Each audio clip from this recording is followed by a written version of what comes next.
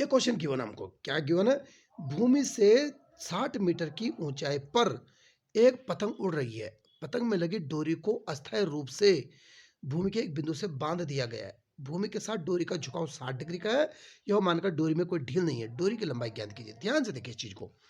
ये कैसे करना है क्वेश्चन को? हमारे पास क्या चीज है? ये कोई भूमि से क्या चीज का है? इसने भूमि से 60 मीटर की ऊंचाई पर पतंग उड़ रही है। ये भूमि है, ये 60 मीटर की ऊंचाई पर पतंग उड़ रही है। ठीक है जी। पतंग में लगी डोरी को अस्थायी रूप से भूमि से बांध देंगे। ये पतंग में एक डोरी लगी, ये भूमि से बांध दे, यहाँ पर बांध दे इसको। भूमि के साथ कितना 60 डिग्री का झुकाव है, यानी ये अब इसको ये कह सकते हैं। ये कितने डिग्री का कोण बन रहा है यहाँ पर? बल यह है 60 डिग्री का कोण। कितना? 60 डिग्री का कोण है ना? 60 डिग्री। यो मानकर डोरी में कोई डोरी की लंबाई है भूमि से 60 मीटर की ऊंचाई पर, यानी यहां से यहां तक की ऊंचाई क्या है? 60 मीटर। अब क्या बोला इन्होंने? इन्होंने कहा डोरी की लंबाई ज्ञात की। पतंग यहां पर है तो डोरी ऐसी बंधी रहती है, इसकी लंबाई ज्ञात करनी हमने। ए, पी और सी मान लिया। ठीक है। ये एंगल के बिल्कुल सामने वाले को हम परपेंडिकुलर कहते हैं, लंब कहते हैं। एंगल के सामने को क्या कहते हैं? लंब। तो यानी लंब, और ये हमें चाहिए कर्ण, इसको कहते हैं हाइपोटेनस। कर्ण सबसे बड़ी भुजा ना, हाइपोटेनस कर्ण कहते हैं। तो लंब और कर्ण, इन दोनों में हमने देखना ट्रिग्नोमेट्री फंक्शन का फॉर्मूला किस में होता है? लाला आलू लेकर कल को आना, ये कह सकते हैं आप। ये फिर ये कह सकते हैं पंडित बद्री प्रसाद हर हर बोले, ये कह सकते हैं ना आप। यहां से देखिए, ये हमारे पास लंब एंड कर्ण। लंब एंड कर्ण किसमें? साइन में। लंब एंड कर्ण किसमें? साइन में। या फिर ये हमारा परपेंडिकुलर और हाइपोटेनस। परपेंडिकुलर हाइपोटेनस किसमें? साइन में। यानी साइन का फॉर्मूला लगेगा। आप सीधा लिख सकते हैं साइन थीटा इजकल टू क्या होगा? लंब बाई कर्ण। आप लिख सकते हैं लंब बाई कर्ण, कह सकते हैं आप इसे लंब बाई कर्ण। तो थीटा की जगह 60 डिग्री, तो साइन 60 इजकल टू लंब की जगह क्या है? 60 है, और कर्ण की जगह क्या है? AC। कर्ण की जगह AC। क्लियर है चीज? अब यहां से देखिए हमने, अब क्या क्या देखो, साइन 60 की वैल्यू लगाए। साइन 60 की वैल्यू क्या होती है? √3/2। साइन 60 की वैल्यू क्या होती है? √3/2 होती है, इजकल टू 60/AC हुआ। और हमारे पास क्या हुआ? इस AC को हमने यहाँ मल्टीप्लाई कर दिया, इसकी यहाँ मल्टीप्लाई कर दी, क्रॉस मल्टीप्लाई। यानी AC √3 इजकल टू 62 जो 120 हुआ, 120। अब क्या हुआ? इस √3 को कहाँ रखते हैं? इसके नीचे बट्टे में रख सकते हैं। AC इजकल टू 120/√3 बना। √3 से ऊपर नीचे मल्टीप्लाई कर दो। क्लियर है चीज? √3 से ऊपर नीचे मल्टीप्लाई कर दो। रूट कभी भी नीचे नहीं रहना चाहिए। क्लियर है? अब यहां से देखिए 120 √3 बना ऊपर, बाय 3 बना, 3 4 12 और 0 40 है ना। तो यानी ये कह सकते हैं AC बराबर 40√3। AC बराबर 40√3। ये क्लियर है चीज? ये हमारा आंसर। तो आप क्या लिखेंगे?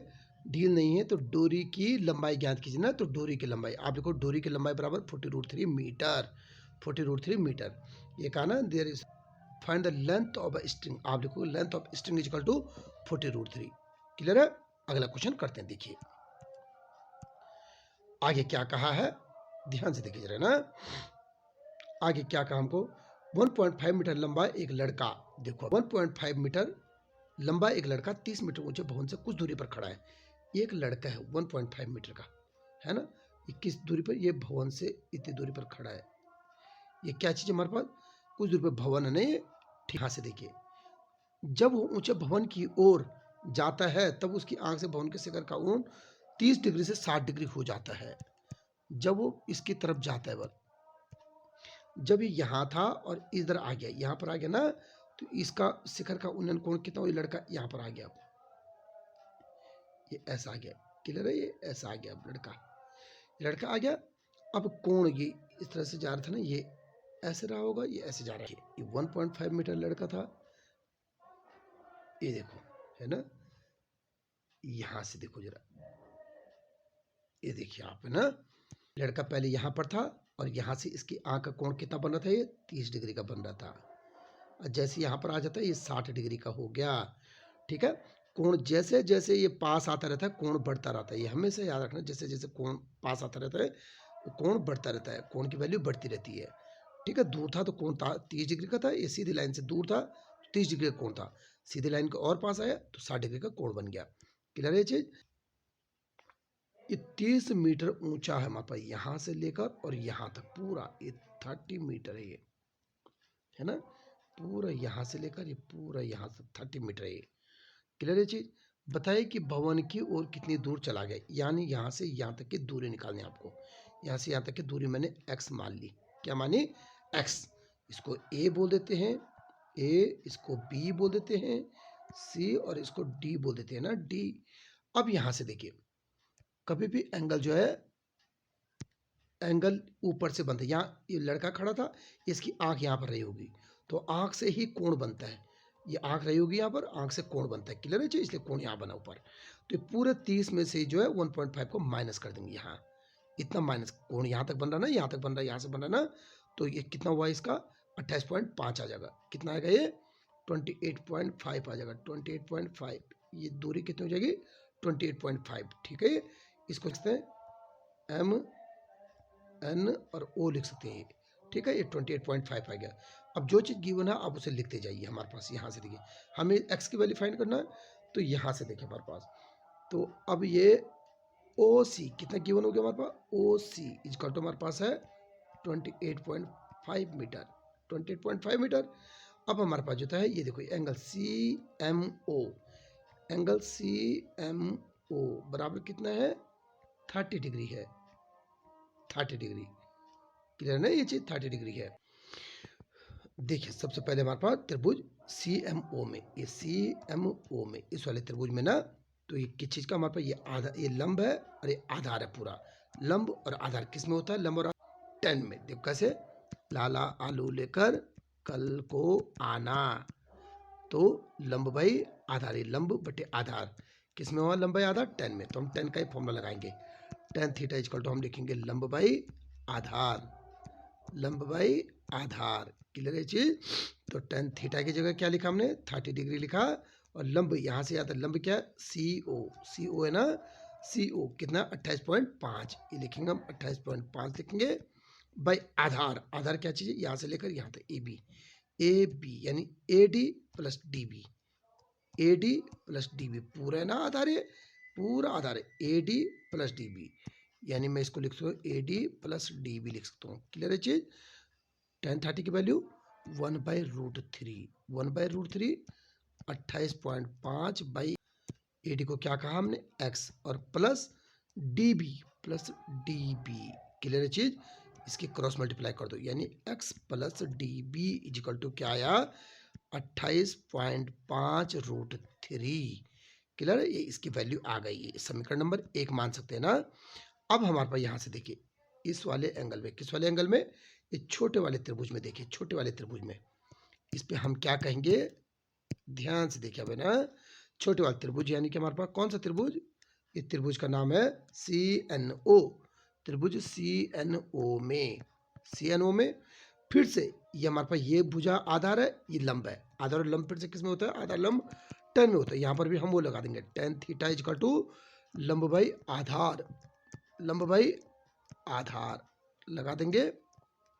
अब यहाँ से देखिए, टेन थीटा की जगह 60, थीटा की जगह 60, और लंब की जगह क्या है, लंब की जगह फिर से लंब की जगह 28.5, 28.5, और आधार कितना भी इस बार, आधार इस बार ये डी बी कह सकते हैं, है ना, डी बी कह सकते हैं, डी बी।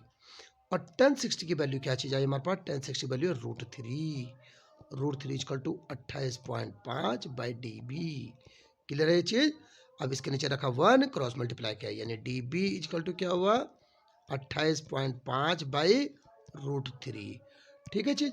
अब यहाँ रूट नीचे आ गया, रूट कभी नीचे नहीं रखना है, इसको रूट से ऊपर नीचे मल्टीप्लाई कर दो, √3 से ऊपर नीचे मल्टीप्लाई कर दिया, तो ये क्या बना हमारे पास 28.5, 28.5 √3 बाई 3, ये आया हमारे पास। अब यहाँ से देखिए हमारे पास इतना आया ना, ये किसकी वैल्यू है, डी बी की वैल्यू, ये आया हमारे पास डी बी की वैल्यू। इस डी बी का मान हमारे पास इसमें रख सकते हैं, डी बी का मान यहाँ पर, डी बी का मान यहाँ रख सकते हैं ना। हम लिखेंगे डी बी का मान समीकरण 1 में रखने पर, ये लिख सकते हैं ना, डी बी का मान 1 में रखने पर, समीकरण 1 में रखने पर। अब यहाँ रखो, x की जगह x है प्लस ये dv की जगह क्या है 28.5 √3/3 और बराबर क्या चीज़ है, बराबर 28.5 √3, ये है ना वैल्यू। अब हमने इस x की वैल्यू चाहिए, इस x की वैल्यू चाहिए तो इसके साथ ये प्लस में जुड़ा है तो प्लस वाले को किया उधर, यानी ये कहाँ जाएगा, इसके पीछे चल जाएगा, यहाँ माइनस में ना प्लस का चिन्ह था तो यहाँ जाकर माइनस हो जाएगा। तो x बराबर क्या बना 28.5 √3 था और ये माइनस में आ गया 28.5 √3 और बाई 3। क्लियर है ये चीज। अब यहां से देखिए इसके नीचे 1 रखा, अब हमारे पास क्या बना, हम ये कह सकते हैं पूरा ये कॉमन आ सकता है ऊपर से, देखो ये पूरा कॉमन आ सकता है ऊपर से, आ सकता है कॉमन। तो ये लिखा हमने 28.5 √3 हमने कॉमन लिया तो इसकी जगह पूरे की जगह 1 बना, माइनस 1/3 बना, 1/3 बना, है ना। तो ये आया 28.5 √3 बना और 3 1 जा 3 और -1, 3 में से 1 गया 2/3 यानी 2/3। ये आया 3 से इसे काटो जरा, 3 से ये कट जाएगा, ये कितनी बार कटेगा ध्यान से देखिए जरा, 3 9 जा 27 और पॉइंट हमारे पास, ठीक है 15 3 5 15 3 5 जा 15।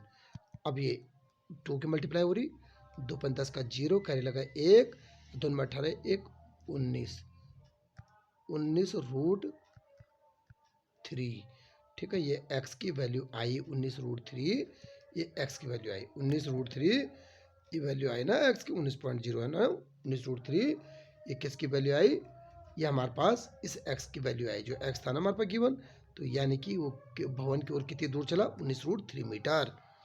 आप लिखोगे भवन की ओर चली गई दूरी बराबर 19 √3 मीटर, ठीक है। यहाँ मीटर जोड़ दें लास्ट में। क्लियर है। करें इस तरह के अन्य प्रश्नों को भी करिए। वीडियो पसंद आई हो तो लाइक कीजिए, शेयर कीजिए, सब्सक्राइब कीजिए। मेरा फेसबुक पेज है, Facebook page Jaipal Raut maths point के नाम से है, उसे फॉलो कीजिए।